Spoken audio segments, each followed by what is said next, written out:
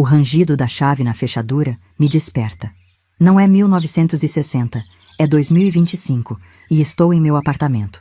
Mas por um instante, sou novamente aquela menina de 13 anos, aterrorizada e confusa.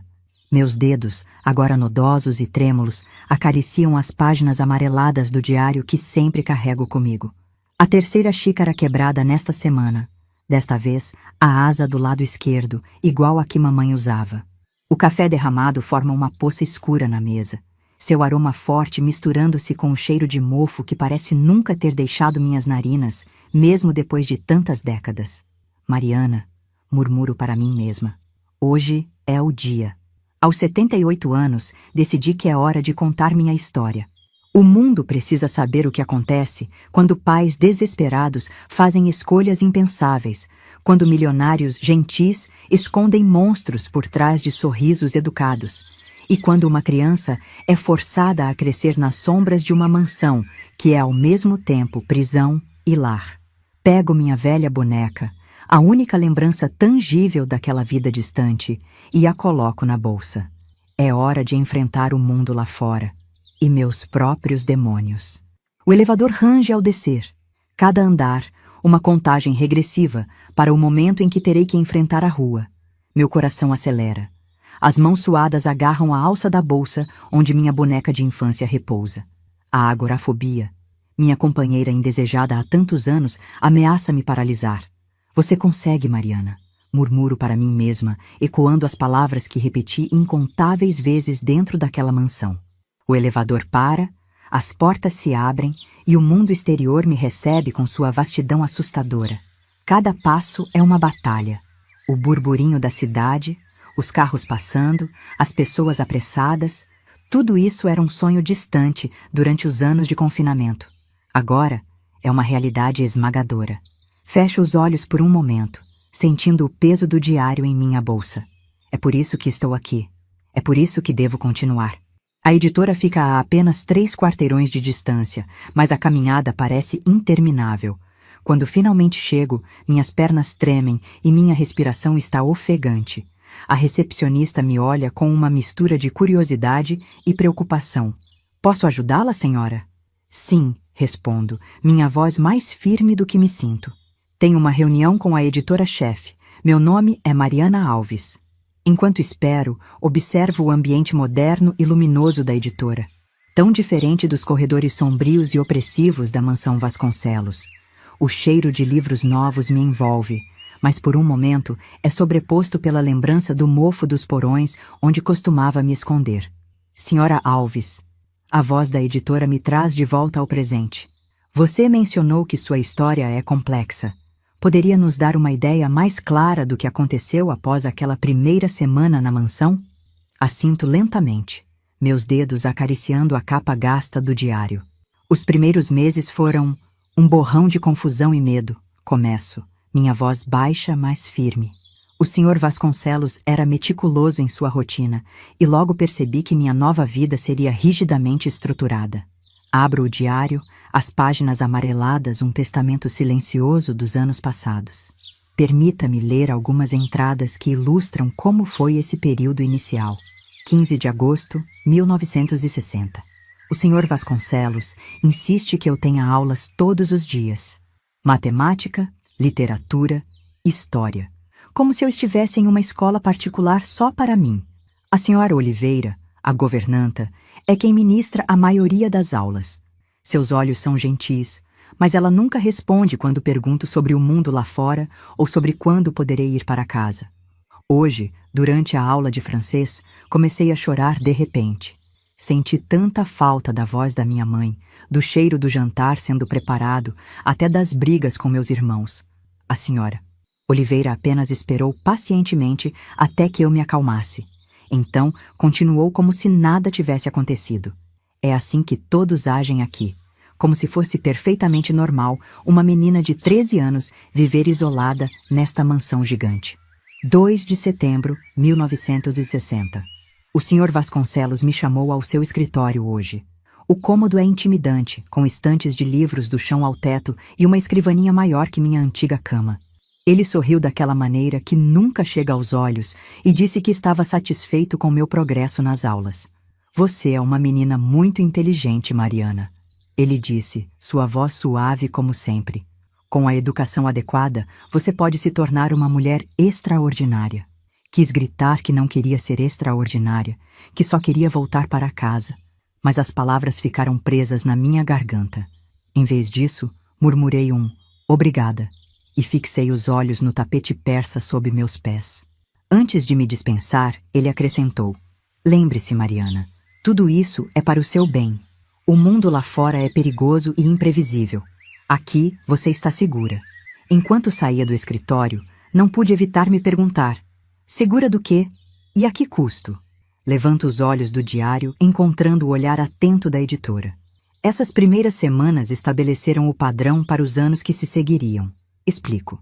Uma rotina rígida de estudos, refeições meticulosamente planejadas e interações cuidadosamente controladas com o Sr. Vasconcelos e os poucos funcionários da casa. A editora se inclina para a frente, claramente intrigada. E quanto à sua família? Não houve tentativas de contato? Sinto um nó se formar em minha garganta. No início, eu perguntava constantemente. O Sr. Vasconcelos sempre dizia que eles estavam bem, que a dívida estava sendo paga, que em breve eu poderia vê-los. Mas em breve nunca chegava. Folheio mais algumas páginas do diário, parando em uma entrada particularmente dolorosa. 25 de dezembro, 1960. Primeiro Natal, longe de casa. Acordei esperando ouvir meus irmãos correndo pelo corredor, ansiosos para abrir os presentes. Em vez disso, silêncio. O Sr. Vasconcelos organizou um jantar elaborado. A mesa estava lindamente decorada, a comida era deliciosa, mas tudo tinha gosto de cinzas para mim. Ele me deu um livro de poesias como presente, em francês, para praticar meu vocabulário. Agradeci educadamente, mas por dentro eu só queria as meias tricotadas pela vovó e o abraço apertado do papai. Quando voltei para meu quarto, encontrei um pequeno pacote em minha cama. Dentro, havia um cartão escrito à mão pela Sra. Oliveira, para que você sempre se lembre de quem é. O presente era um pequeno frasco do perfume que minha mãe costumava usar. Passei a noite toda chorando, o cheiro do perfume me lembrando de tudo que perdi. Foi nessa época, continuo, minha voz trêmula, que comecei a entender que minha estadia na mansão não seria temporária. O medo inicial começou a se transformar em uma espécie de resignação desesperada. A editora assente compassivamente. Como você lidou com essa realização? Fecho os olhos por um momento, deixando as memórias fluírem. No início, eu me rebelava de pequenas formas. Recusava-me a comer, ignorava as lições, tentava conversar com os funcionários sobre o mundo exterior. Mas o Sr. Vasconcelos tinha uma maneira de neutralizar qualquer ato de rebeldia. Abro o diário novamente, procurando uma entrada específica. 10 de janeiro, 1961. Ontem, me recusei a sair do quarto para as aulas. Fiquei deitada na cama, encarando o teto, imaginando o que minha família estaria fazendo. O Sr. Vasconcelos não gritou, não ameaçou. Simplesmente ordenou que as cortinas fossem fechadas e a porta trancada. Quando estiver pronta para se juntar ao mundo, Mariana, me avise, ele disse. Passei 24 horas na escuridão quase total. O silêncio era ensurdecedor. Quando finalmente pedi para sair, ele estava lá, sorrindo como se nada tivesse acontecido. Viu? Ele disse suavemente. O isolamento não é agradável, é? É por isso que estou aqui, para protegê-la desse tipo de solidão. A ironia de suas palavras me sufoca até hoje. Olho para a editora, vendo a mistura de horror e fascinação em seus olhos. O Sr. Vasconcelos era um mestre em manipulação psicológica, explico. Ele nunca levantou a mão contra mim, mas suas táticas eram igualmente brutais de outras maneiras. Continuo narrando os eventos daquele ano fatídico. À medida que os meses passavam, minha rotina se solidificava. Acordava às 7h, tomava café da manhã às 7h30, começava as aulas às 8h. Literatura, matemática, história, ciências, tudo ministrado pela Sra. Oliveira ou por tutores que apareciam ocasionalmente, sempre sob a supervisão atenta do Sr. Vasconcelos. As tardes eram dedicadas a atividades culturais. O Sr. Vasconcelos insistia que eu aprendesse piano, pintura e até mesmo bordado. Uma dama deve ser versátil, ele dizia, como se estivesse me preparando para um futuro em alta sociedade e não me mantendo prisioneira. As noites eram as piores. Após o jantar, geralmente compartilhado em silêncio com o Sr. Vasconcelos, eu era enviada para meu quarto. A chave girando na fechadura se tornou o som que marcava o fim de cada dia, um lembrete constante da minha falta de liberdade. Foi durante essas longas noites solitárias que o diário se tornou meu refúgio. Escrevia sobre meus dias, minhas memórias de casa, meus medos e esperanças. Era minha única conexão com meu verdadeiro eu. 15 de março, 1961. Hoje foi o dia. Passei semanas planejando, observando os padrões dos empregados, memorizando os sons da casa. Consegui uma cópia da chave. Não sei se a senhora Oliveira a deixou cair de propósito ou se realmente fui tão esperta. Esperei até a madrugada. Meu coração batia tão forte que tinha certeza que acordaria toda a casa. Abri a porta do meu quarto, desci as escadas evitando cada degrau que rangia. Quando finalmente alcancei a porta da frente, minhas mãos tremiam tanto que mal conseguia girar a chave. E então, liberdade. O ar fresco da noite, o céu estrelado, tudo parecia irreal. Dei alguns passos para fora dos portões e congelei. O mundo era grande demais, barulhento demais. Onde eu iria? Como chegaria em casa? E se minha família não me quisesse de volta? Foi então que senti uma mão em meu ombro. O Sr. Vasconcelos estava lá, vestido em seu robe de seda, me olhando não com raiva, mas com uma mistura de decepção e pena. Vamos voltar para dentro, Mariana, ele disse suavemente. Está frio aqui fora, e eu o segui. Não por medo de punição, mas porque naquele momento a mansão parecia mais segura do que o vasto desconhecido além dos portões. Paro de ler, sentindo o peso daquela noite mesmo após tantos anos. A editora me observa, sua expressão uma mistura de compaixão e fascínio mórbido. Depois daquela noite, continuo, algo mudou em mim. A realidade da minha situação finalmente se consolidou. Não era mais uma visitante temporária, uma hóspede indesejada. Eu era propriedade. A editora se inclina para a frente. Como você lidou com essa realização? Respiro fundo, preparando-me para mergulhar nas memórias mais sombrias. Foi o início de uma transformação. Para sobreviver, comecei a me adaptar, a me moldar ao que o Sr. Vasconcelos queria que eu fosse. Era uma forma de sobrevivência, mas também uma perda gradual de mim mesma. As semanas que se seguiram à minha tentativa fracassada de fuga foram um turbilhão de emoções contraditórias. Raiva, medo, vergonha e uma crescente sensação de desespero se misturavam em um coquetel tóxico que ameaçava me consumir. O Sr. Vasconcelos, por sua vez, intensificou seus esforços para me civilizar, como ele gostava de dizer. As aulas se tornaram mais rigorosas, as expectativas mais altas. Ele começou a me incluir em jantares formais, me ensinando etiqueta e me apresentando a convidados cuidadosamente selecionados como sua protegida. 20 de abril, 1961. Hoje, durante o jantar, o Sr. Vasconcelos me pediu para tocar piano para seus convidados. Minhas mãos tremiam tanto que mal conseguia acertar as teclas. Mas quando terminei, todos aplaudiram. O Sr. Vasconcelos sorriu, aquele sorriso que nunca chega aos olhos, e disse: Vejam como ela é talentosa. Imaginem se ainda estivesse naquele bairro pobre, desperdiçando seu potencial. Quis gritar que preferia estar em casa, mesmo que desperdiçando meu potencial. Mas em vez disso, sorri educadamente e agradeci os elogios. É assustador como está ficando mais fácil interpretar esse papel. À noite, sozinha no meu quarto, chorei até adormecer. A editora me observa com atenção, seus olhos refletindo uma mistura de compaixão e curiosidade profissional. Essa dualidade entre sua vida pública na mansão e seus sentimentos privados deve ter sido imensamente estressante, ela comenta. Assinto, sentindo o peso daquelas memórias. Era como viver duas vidas paralelas, explico. Durante o dia, eu era a protegida modelo do Sr. Vasconcelos, educada, talentosa, grata. À noite, sozinha com meu diário, eu era apenas uma menina assustada e solitária. Continuo a narração, mergulhando mais fundo nas complexidades emocionais daquele período.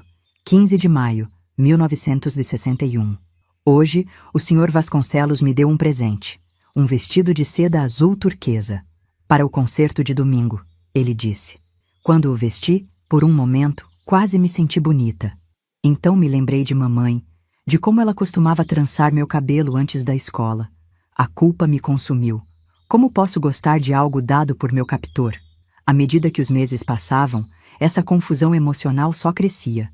Havia momentos, breves, mas inegáveis, em que eu me pegava quase feliz.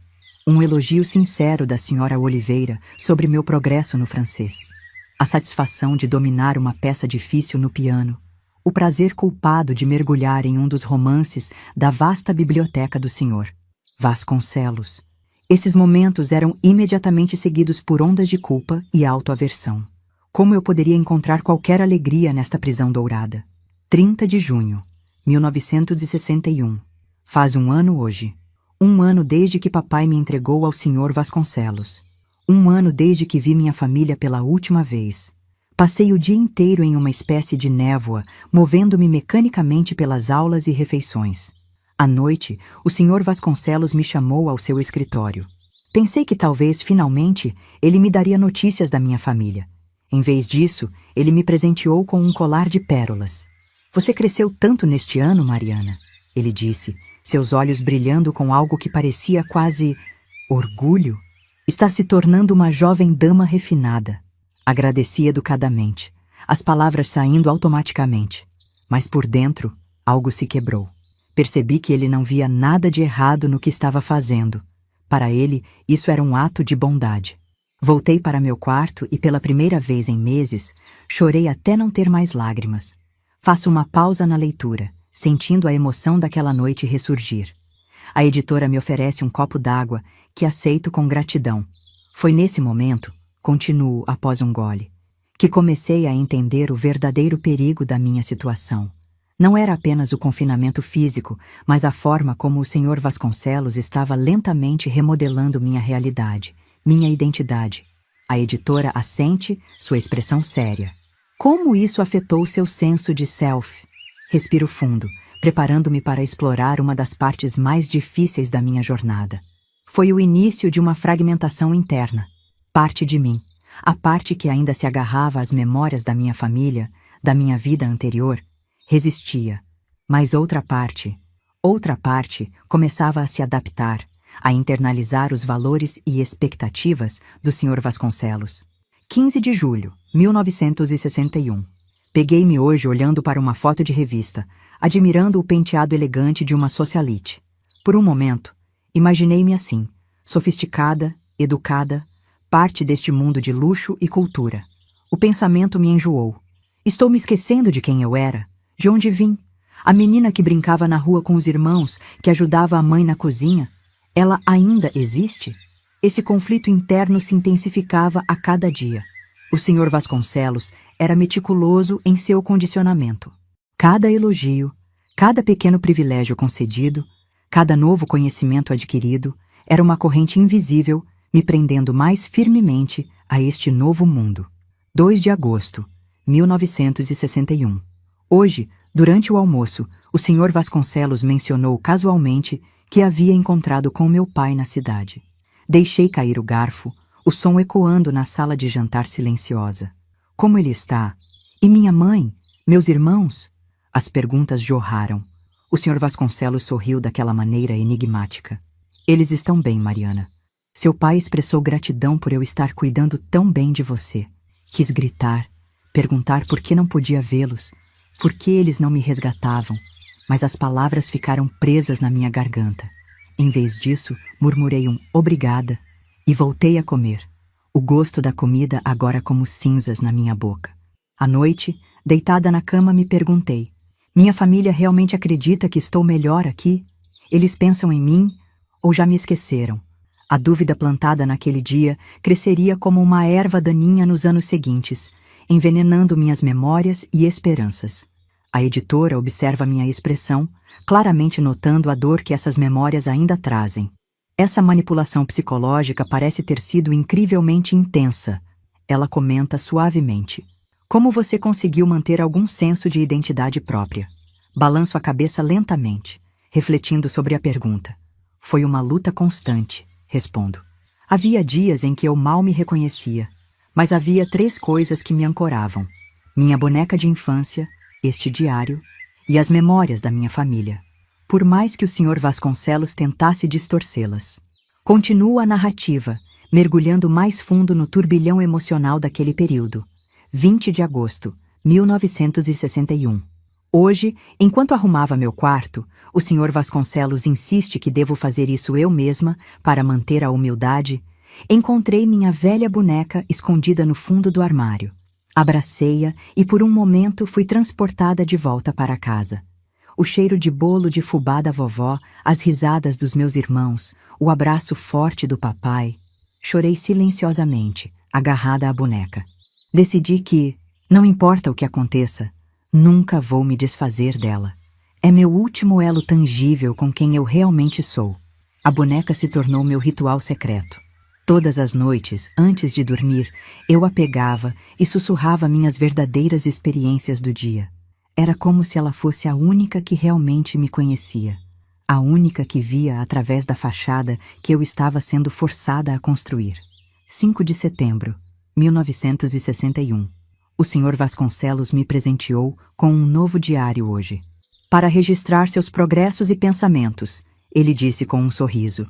Mal sabe ele que já tenho um diário, este aqui, escondido sob o colchão. Decidi usar o novo diário para a versão oficial da minha vida aqui. Anotarei meus progressos nas aulas, minhas reflexões sobre os livros que leio, meus pensamentos aceitáveis. Este diário continuará sendo meu verdadeiro confidente, onde posso ser honesta sobre meus medos, minha raiva, minha confusão. É estranho viver essa dualidade. Mas de alguma forma, manter esses 2 diários me ajuda a não perder completamente o senso de quem eu sou. O ritual de escrever nos 2 diários se tornou uma âncora para mim. Era como se, ao registrar minhas experiências em 2 lugares diferentes, eu pudesse manter separadas as 2 versões de mim mesma que estavam começando a coexistir. A Mariana oficial, a protegida bem educada do Sr. Vasconcelos, e a verdadeira Mariana, a menina assustada e revoltada que ainda sonhava com liberdade. 15 de outubro, 1961. Hoje, durante minha aula de piano, algo estranho aconteceu. Estava tocando uma sonata de Beethoven quando, de repente, fui inundada por uma sensação de paz? Não, paz não é a palavra certa. Talvez propósito? Por alguns minutos, esqueci onde estava, quem eu era. Existia apenas a música. Quando terminei, vi o Sr. Vasconcelos parado na porta, observando. Ele aplaudiu suavemente. Viu, Mariana? É isso que a educação e a cultura podem fazer. Elevar a alma. Fiquei confusa com meus próprios sentimentos. Como posso encontrar beleza, encontrar significado em algo que me foi imposto por meu captor? Essa confusão emocional se tornaria cada vez mais comum nos meses e anos seguintes.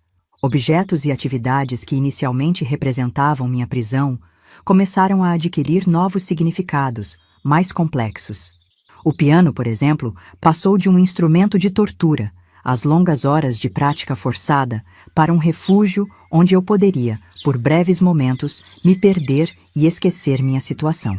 Os livros da biblioteca, inicialmente símbolos da vida privilegiada que me foi imposta, tornaram-se janelas para mundos além das paredes da mansão. 3 de novembro, 1961. Encontrei um pequeno espaço secreto atrás de uma tábua solta no meu quarto. Decidi fazer dele meu santuário. Escondi lá minha boneca, este diário e uma foto da minha família que consegui salvar. Toda noite, antes de dormir, faço um ritual. Abro o esconderijo, toco cada item e repito para mim mesma. Eu sou Mariana. Tenho uma família. Um dia serei livre. É minha forma de me agarrar à minha verdadeira identidade. Não importa o quanto o Sr. Vasconcelos tente me remodelar. Faço uma pausa na leitura, olhando para a editora. Seus olhos estão marejados e percebo que minha própria visão está embaçada por lágrimas contidas. Esses objetos e rituais, explico, minha voz trêmula, eram mais do que simples posses ou hábitos. Eram âncoras de sanidade em um mar de confusão e manipulação. Eles me lembravam de quem eu era, de onde eu vinha e do que eu havia perdido. Mas também, eles marcavam o início de uma jornada de autodescoberta que eu nunca poderia ter previsto. A editora assente, compreensiva. E quanto à chave? Você mencionou antes que ela se tornou um símbolo importante. Respiro fundo, preparando-me para abordar um dos aspectos mais complexos da minha história. A chave, a chave. Ela se tornou o símbolo máximo da dualidade da minha existência na mansão Vasconcelos. Pego a chave que pende do meu pescoço, girando-a entre os dedos enquanto mergulho novamente nas memórias. A chave começou como o símbolo mais óbvio da minha prisão. Era o som dela girando na fechadura que marcava o fim de cada dia, me lembrando que eu era, essencialmente, uma prisioneira. 12 de dezembro, 1961. O som da chave na fechadura é como um tiro todas as noites. Clique. O dia acabou. Clique. Você está presa. Clique. Você não tem escolha. Às vezes, pressiono meu ouvido contra a porta, ouvindo os passos do Sr. Vasconcelos se afastando. Me pergunto se ele sente algo, qualquer coisa, ao me trancar assim. Culpa? Satisfação? Ou será que para ele é tão rotineiro quanto escovar os dentes? Mas conforme o tempo passava, continuo, olhando para a editora, a chave começou a adquirir novos significados. 15 de janeiro, 1962. Algo mudou hoje. O Sr. Vasconcelos me chamou ao seu escritório após o jantar. Pensei que seria mais uma de nossas conversas educativas. Mas em vez disso, ele me entregou uma chave. Minha chave. Você provou ser confiável, Mariana, ele disse, seu sorriso enigmático de sempre nos lábios. Acredito que está na hora de você ter mais autonomia. Fiquei paralisada, a chave pesando em minha mão como se fosse feita de chumbo. Era a mesma chave que me aprisionava todas as noites, mas agora, o que ela significava? Você pode trancar sua porta por dentro agora, se quiser, ele continuou. Sua privacidade será respeitada. Murmurei um agradecimento automático e voltei para meu quarto. Minha mente um turbilhão. Deveria me sentir grata? Aliviada? Tudo o que sentia era confusão. Naquela noite, pela primeira vez em quase 2 anos, eu mesma tranquei minha porta. O som do clique era o mesmo, mas o significado... o significado era tão diferente. A editora me observa atentamente, captando a complexidade da situação. Esse gesto do Sr. Vasconcelos parece ter sido um ponto de virada. Assinto lentamente. Foi o início de uma nova fase na minha estadia na mansão. Uma fase onde as linhas entre captor e protetor, prisão e lar, começaram a se borrar de maneiras que eu nunca poderia ter previsto. 28 de fevereiro, 1962.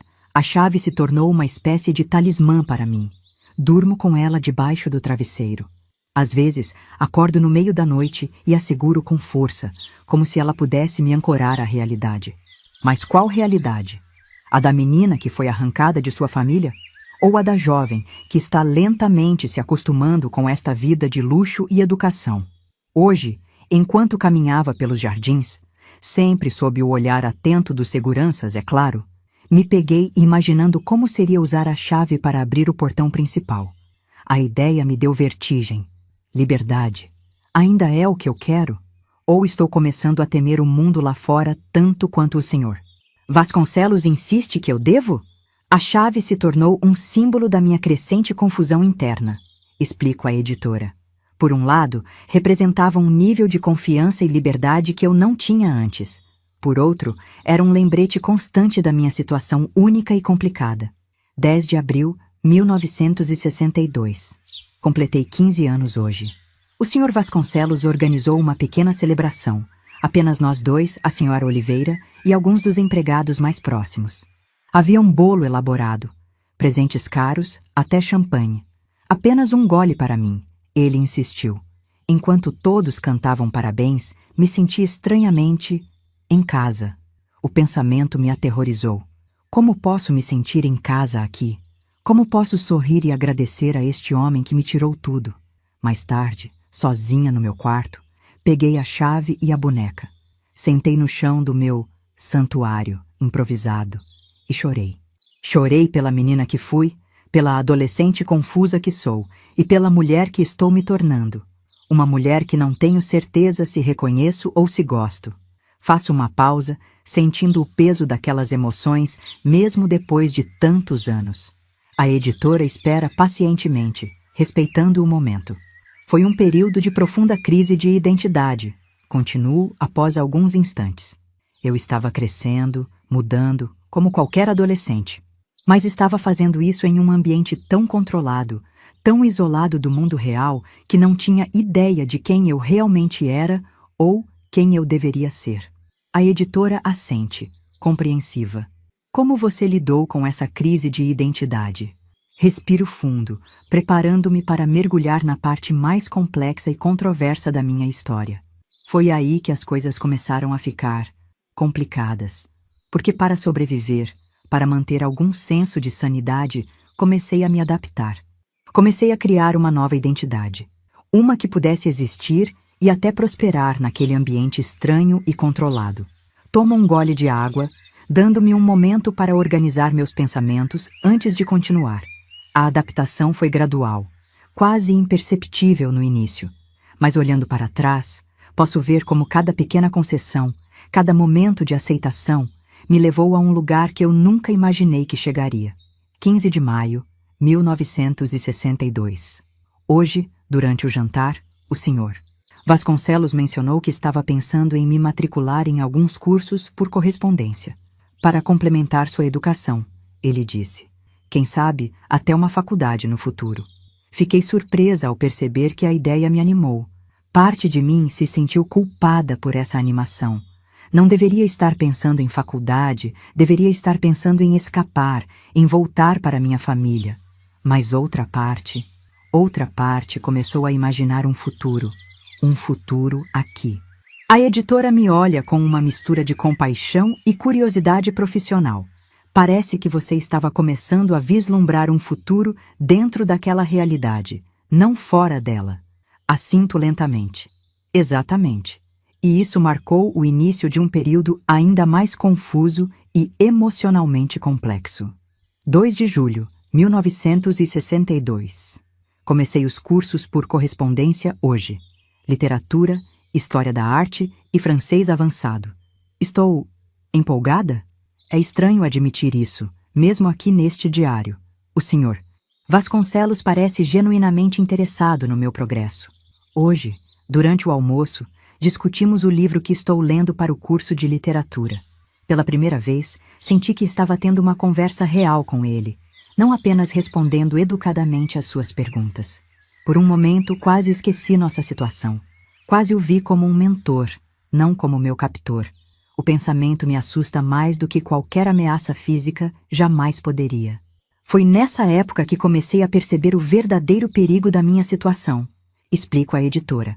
Não era apenas o confinamento físico, mas o modo como minha mente estava começando a se adaptar, a normalizar o anormal. 20 de agosto, 1962. Tive um sonho perturbador na noite passada. Sonhei que o portão da mansão estava aberto. Eu podia simplesmente sair, voltar para minha família. Mas no sonho, eu hesitei. Olhei para trás, para a mansão e senti saudades? Medo de deixar tudo isso para trás? Acordei em pânico, agarrada à minha boneca. Passei horas repassando as memórias da minha família, tentando manter viva a imagem dos rostos deles, o som de suas vozes. Estou perdendo mais do que minha liberdade aqui. Estou perdendo a mim mesma. Faço uma pausa, sentindo o peso daquelas emoções, mesmo depois de tantos anos. A editora espera pacientemente seu olhar compassivo. Foi um período de profunda crise existencial, continuo. Eu estava crescendo, mudando, como qualquer adolescente. Mas estava fazendo isso em um ambiente tão controlado, tão isolado do mundo real, que não tinha ideia de quem eu realmente era ou quem eu deveria ser. 10 de outubro, 1962. Hoje, durante o jantar, o Sr. Vasconcelos mencionou casualmente que havia encontrado com meu pai na cidade. Como sempre, disse que minha família estava bem, que estavam gratos por eu estar sendo bem cuidada. Anos atrás, essa notícia teria me deixado desesperada, implorando para vê-los. Hoje, senti uma pontada de saudade, sim, mas também uma estranha sensação de distanciamento. Quem são essas pessoas agora? Quem sou eu para eles? Mais assustador ainda, quem sou eu sem eles? O Sr. Vasconcelos estava lentamente preenchendo os papéis que minha família costumava ocupar. Explico à editora. Mentor, protetor, até mesmo uma figura paterna distorcida. E eu, desesperada por conexão, por aprovação, estava começando a responder a isso. A editora assente, sua expressão séria. Isso soa como uma forma clássica de síndrome de Estocolmo. Aceno com a cabeça, um sorriso triste nos lábios. Sim, anos depois, quando finalmente tive acesso à terapia, esse termo foi usado muitas vezes. Mas viver isso é muito mais confuso e doloroso do que qualquer definição clínica pode capturar. Respiro fundo, preparando-me para abordar uma das partes mais difíceis e controversas da minha história. À medida que me aproximava da idade adulta, minha relação com o Sr. Vasconcelos começou a mudar de maneiras que eu não estava preparada para lidar. 5 de janeiro, 1963. Completei 16 anos hoje. O Sr. Vasconcelos organizou uma festa maior do que o habitual. Havia até alguns convidados externos, amigos dele, que eu já havia encontrado em jantares anteriores. Usei um vestido novo, azul como o céu que eu raramente vejo. Quando desci as escadas, notei algo diferente no olhar do Sr. Vasconcelos. Não era mais o olhar de um guardião para sua protegida. Era o olhar de um homem para uma mulher. O pensamento me deixou enjoada e confusa. Parte de mim se sentiu repulsada, é claro. Mas outra parte, uma parte que me envergonha admitir mesmo neste diário secreto, sentiu uma espécie de poder? Como se pela primeira vez eu tivesse algum controle sobre nossa dinâmica. Passo a mão pelo rosto, sentindo o peso dessas memórias. A editora me observa atentamente, seu olhar uma mistura de compaixão e interesse profissional.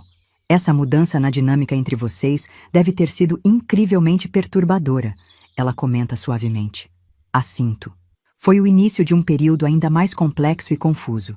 Eu estava me tornando uma jovem mulher, com todos os desejos e inseguranças que isso implica, mas estava fazendo isso em um ambiente tão distorcido, tão isolado do mundo real. 20 de março, 1963. O Sr. Vasconcelos começou a me incluir mais em seus eventos sociais, jantares, concertos, até mesmo uma vernissage em uma galeria de arte local. Hoje, durante um desses eventos, um dos amigos dele comentou como eu havia florescido em uma bela jovem. O Sr. Vasconcelos sorriu, aquele sorriso que nunca chega aos olhos, e disse: Mariana é meu maior orgulho. Senti uma onda de emoções contraditórias. Orgulho por ser elogiada, nojo de mim mesma por sentir esse orgulho, medo do que esses elogios poderiam significar para o futuro. Mais tarde, sozinha no meu quarto, me olhei no espelho por horas. Quem é essa jovem mulher me encarando? Ela se parece comigo, fala como eu, mas é ela realmente eu? Foi nessa época que comecei a perceber que estava desenvolvendo duas personalidades distintas. Explico à editora. Havia a Mariana pública, sofisticada, educada, o orgulho do Sr. Vasconcelos. E havia a Mariana privada, confusa, assustada, ainda agarrada às memórias de uma vida que parecia cada vez mais distante. 15 de junho, 1963. Hoje, durante nossa aula de literatura, o Sr. Vasconcelos e eu discutimos Lolita de Nabokov. A ironia da situação não me escapou. Ele falou sobre a genialidade da prosa, sobre as camadas de significado no texto. Eu mal conseguia me concentrar, minha mente girando com paralelos perturbadores entre o livro e minha própria vida. Quando terminamos, ele colocou a mão no meu ombro. Um gesto que ele fez centenas de vezes antes, mas hoje senti algo diferente. Um peso, uma intenção que não estava lá antes. Saí da biblioteca sentindo-me suja, confusa e, o pior de tudo, não totalmente repulsada. Faço uma pausa, observando a reação da editora. Seu rosto é uma máscara de profissionalismo, mas posso ver o choque e a compaixão em seus olhos. Entendo se isso for demais, digo suavemente. Podemos parar se você preferir. Ela balança a cabeça. Por favor, continue. Sua história precisa ser contada, não importa quão difícil seja. Assinto grata por sua compreensão. Os meses que se seguiram foram um turbilhão de emoções contraditórias. Raiva, medo, confusão e... algo mais, algo que eu não queria admitir nem para mim mesma. O Sr. Vasconcelos nunca cruzou nenhuma linha física, mas a tensão estava lá, palpável, crescendo a cada dia. 10 de setembro, 1963. Hoje, durante o jantar, o Sr. Vasconcelos mencionou a possibilidade de me enviar para a universidade no próximo ano. Você está pronta para o mundo lá fora, Mariana, ele disse. Mas lembre-se, esta sempre será sua casa. A ideia de liberdade, de uma vida além destes muros, deveria me empolgar. Em vez disso, senti pânico. O mundo lá fora parece vasto, assustador, desconhecido. E o pior de tudo, parte de mim não quer ir. Parte de mim quer ficar aqui, neste mundo que conheço, com este homem que... Que o quê? Que me aprisionou? Que me moldou? Que me salvou? Não sei mais. Não sei de nada. Foi nesse momento, digo à editora, minha voz trêmula, que percebi o verdadeiro horror da minha situação. Não era apenas que eu estava presa fisicamente. Era que eu havia sido tão completamente remodelada que a ideia de liberdade me aterrorizava. A editora assente, seu olhar demonstrando uma mistura de compaixão e um entendimento profissional da complexidade da situação. Essa realização deve ter sido devastadora. Ela comenta suavemente. Concordo com a cabeça, sentindo o peso daquelas memórias. Foi como se o chão tivesse sido arrancado de sob meus pés. Tudo que eu pensava saber sobre mim mesma, sobre minha situação, foi posto em questão. 15 de outubro, 1963. Hoje foi o dia em que tudo mudou. O dia em que meu mundo, já tão frágil e confuso, finalmente implodiu. O Sr. Vasconcelos me chamou ao seu escritório após o jantar. Pensei que seria mais uma de nossas discussões sobre meu futuro acadêmico. Em vez disso, ele estava segurando uma pasta. Mariana, ele disse, sua voz mais suave que o normal. Há algo que precisamos discutir. Ele abriu a pasta e tirou alguns documentos. Reconheci imediatamente a assinatura do meu pai.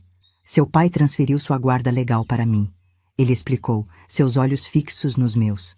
Legalmente você é minha filha agora. Senti como se todo o ar tivesse sido sugado da sala. Filha? Como isso era possível? Como meu próprio pai poderia? Mas... por quê? Consegui balbuciar. O Sr. Vasconcelos suspirou, um som que parecia quase... triste. Seu pai acumulou mais dívidas ao longo dos anos. Esta foi a única maneira de proteger você e sua família de consequências desagradáveis. Minha mente girava. Dívidas? Consequências? O que isso significava para minha família? Para mim? O que isso significa para nós? Perguntei, minha voz tremendo. O Sr. Vasconcelos se levantou, caminhou até onde eu estava sentada e colocou uma mão em meu ombro. Significa, minha querida, que seu futuro está inteiramente em suas mãos agora. Você pode ir para a universidade, viajar o mundo, fazer o que quiser. Ou... Ele fez uma pausa, seus olhos encontrando os meus. Havia algo lá que nunca tinha visto antes. Vulnerabilidade? Esperança? Ou você pode ficar aqui comigo. Não como minha protegida, mas como minha parceira, em todos os sentidos. O mundo pareceu parar. Eu podia ouvir meu coração batendo em meus ouvidos, sentir o sangue correndo em minhas veias. Parceira? Em todos os sentidos? O que ele estava sugerindo? Parte de mim queria gritar, correr, escapar daquela sala, daquela casa, daquela vida. Mas outra parte considerou.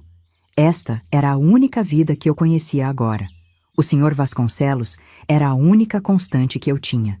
E a ideia de enfrentar o mundo lá fora, sozinha, eu preciso de tempo, consegui dizer. Ele assentiu, compreensivo. Claro, minha querida, tome o tempo que precisar. Voltei para meu quarto em um estado de choque. Passei a noite inteira acordada, minha mente um turbilhão de pensamentos e emoções contraditórias. 16 de outubro, 1963. Não dormi. Não consegui. Passei a noite inteira revirando as opções na minha cabeça. Ir embora. Começar uma nova vida. Ser livre. Mas livre para quê? Para quem? Quem sou eu fora destas paredes? O que sei do mundo além do que aprendi nos livros e nas lições do Sr. Vasconcelos? E se eu ficasse, o que isso significaria? Poderia aprender a amá-lo? Ele já me ama, do seu jeito distorcido? Peguei minha boneca, meu diário, a velha foto da minha família. Olhei para esses fragmentos do meu passado e me perguntei: quem é essa garota nas fotos? Ela ainda existe? Amanhã chegou e eu ainda não tinha uma resposta. Faço uma pausa na narrativa, olhando para a editora. Seu rosto é uma máscara de choque e compaixão. Essa deve ter sido uma decisão impossível. Ela comenta suavemente. Assinto, sentindo o peso daquele momento mesmo depois de tantos anos. Foi o momento mais difícil da minha vida. Eu estava presa entre dois mundos, um que conhecia, por mais distorcido que fosse, e outro que me aterrorizava com sua vastidão desconhecida. Continuo. 17 de outubro, 1963. Passei o dia evitando o Sr. Vasconcelos. Vaguei pelos jardins, pelos corredores da mansão, tocando as paredes, os móveis, como se quisesse absorver cada detalhe. À noite, ele me chamou novamente ao seu escritório. Seu rosto estava tenso, expectante. Então, Mariana, qual é sua decisão? Olhei para ele, este homem que havia sido meu captor, meu professor, meu tudo, e percebi que não podia mais distinguir entre gratidão e ressentimento, entre amor e ódio. Comecei, minha voz falhando. Eu não posso ficar. Algo passou pelo rosto dele. Dor? Decepção? Raiva? Mas foi apenas um lampejo. Logo, sua expressão voltou ao normal. Aquela máscara de calma que eu conhecia tão bem. Entendo, ele disse suavemente. Você sempre foi mais forte do que eu imaginava. Ele se levantou, caminhou até uma gaveta e tirou um envelope. Aqui, disse, me entregando. Seus documentos, passagens, dinheiro suficiente para começar uma nova vida. Eu espero que você encontre a felicidade, Mariana. Peguei o envelope com mãos trêmulas. Era isso? Depois de todos esses anos, ele simplesmente me deixaria ir? Por quê? Perguntei, minha voz mal acima de um sussurro. Por que agora? Ele sorriu, um sorriso triste que, pela primeira vez, chegou aos seus olhos. Por que, minha querida? Você não pode amar verdadeiramente alguém que não é livre para ir embora. Saí do escritório em estado de choque. Voltei ao meu quarto. Fiz uma mala pequena. Minha boneca, meu diário, algumas roupas. Quando cheguei à porta da frente, o Sr. Vasconcelos estava lá. Adeus, Mariana, ele disse. E assim, depois de quase 4 anos, eu saí pela porta da mansão. Livre. Mas enquanto o táxi me levava embora, olhando para trás, para a mansão que havia sido minha prisão e meu lar, percebi uma verdade terrível. Uma parte de mim sempre ficaria ali. Termino a narrativa, sentindo-me emocionalmente exausta. A editora me observa, seus olhos brilhando com lágrimas contidas. Mariana, ela diz suavemente, sua história é extraordinária. A complexidade, as nuances emocionais, é de tirar o fôlego. Assinto, sentindo um misto de alívio e apreensão por ter compartilhado tudo isso. E essa é apenas a primeira parte da história, digo. Os anos que se seguiram, tentando me readaptar ao mundo, lidando com o trauma, com a culpa, isso é uma história por si só. A editora concorda. E é uma história que precisa ser contada. Mariana, acredito que seu livro tem o potencial de ajudar inúmeras pessoas que passaram por situações semelhantes, de abrir os olhos da sociedade para a complexidade do abuso e da manipulação psicológica. Sinto um nó na garganta. Você acha mesmo? Absolutamente, ela afirma. Mas a decisão final é sua. Você está pronta para compartilhar isso com o mundo? Respiro fundo, sentindo o peso dessa decisão. É um momento crucial, não apenas para mim, mas potencialmente para muitos outros que possam se identificar com minha história. Estou pronta, digo finalmente, minha voz mais firme do que me sinto. Mas tenho algumas condições. A editora assente, inclinando-se para a frente com interesse. Claro, por favor, diga. Primeiro, começo. Quero que fique claro que esta não é uma história de vilões e heróis simples. O Sr. Vasconcelos fez coisas terríveis, sim, mas também ele era um homem complexo, com suas próprias motivações e traumas. Não quero que ele seja retratado como um monstro unidimensional. A editora faz anotações rápidas, assentindo. Compreendo completamente. A nuance é crucial nesse tipo de narrativa. Segundo, continuo, quero que parte dos lucros seja doada para organizações que ajudam vítimas de abuso e tráfico humano. Se minha história puder ajudar outros, mesmo que indiretamente, talvez todo esse sofrimento tenha algum propósito. Uma ideia excelente. A editora concorda. Podemos trabalhar com você para escolher as organizações certas. Respiro fundo antes de apresentar minha última condição. E por último, quero um capítulo final que fale sobre minha jornada de cura. Sobre como, mesmo anos depois, ainda luto com os efeitos do que vivi. Mas também sobre como encontrei força, como reconstruir minha vida. Quero que as pessoas saibam que há esperança, mesmo depois do pior trauma. A editora sorri gentilmente. Mariana, isso é perfeito. É exatamente o tipo de mensagem que torna um livro não apenas poderoso, mas verdadeiramente impactante. Sinto uma onda de alívio e, surpreendentemente, de empolgação. Pela primeira vez em muito tempo, sinto que estou no controle da minha própria narrativa. Então, digo, um pequeno sorriso se formando em meus lábios. Por onde começamos? A editora se levanta, estendendo a mão. Começamos com um contrato, e então... Então começamos a escrever sua história, Mariana. Sua verdadeira história. Aperto sua mão, sentindo uma mistura de nervosismo e determinação. Enquanto saímos de seu escritório para finalizar os detalhes, não posso deixar de pensar em como cheguei até aqui. Meses se passaram desde aquela primeira reunião com a editora. O processo de escrita foi intenso, doloroso, mas também incrivelmente libertador. Cada palavra no papel era como remover uma camada de pele velha, revelando uma nova versão de mim mesma. Hoje, estou de volta à mansão Vasconcelos. Não como prisioneira, não como protegida, mas como uma mulher livre, dona de sua própria história. O lugar foi transformado em um museu, como mencionei antes, dedicado à filantropia do Sr. Vasconcelos. Caminho pelos corredores, cada objeto, cada cômodo, evocando memórias, algumas dolorosas, outras quase doces. É estranho como o tempo pode suavizar até mesmo as arestas mais afiadas do trauma. Chego ao meu antigo quarto. Uma placa na porta diz quarto de hóspedes. Quase rio da ironia. Dentro, tudo está meticulosamente arranjado para parecer como era naquela época. Mas falta algo. Falta a vida, a confusão de emoções que saturava cada centímetro deste espaço. Tiro da bolsa minha velha boneca. Olho para ela por um longo momento, sentindo o peso de todas as histórias que ela carrega. Então, gentilmente, a coloco na cama. Não deixo nenhuma explicação, nenhuma nota. Que os visitantes e curadores façam suas próprias interpretações. Talvez alguém note a discrepância, a estranheza de uma boneca gasta em meio a um quarto tão perfeitamente arranjado. Talvez isso os faça questionar a narrativa oficial. Enquanto saio, ouço um grupo de adolescentes discutindo sobre o Sr. Vasconcelos. Suas vozes são animadas, cheias de especulações e teorias. Sorrio discretamente. A conversa está acontecendo. As perguntas estão sendo feitas. Do lado de fora, respiro fundo o ar da tarde. O medo de espaços abertos ainda está lá, mas é apenas um sussurro agora, não mais um grito. Toco a chave que ainda carrego no pescoço.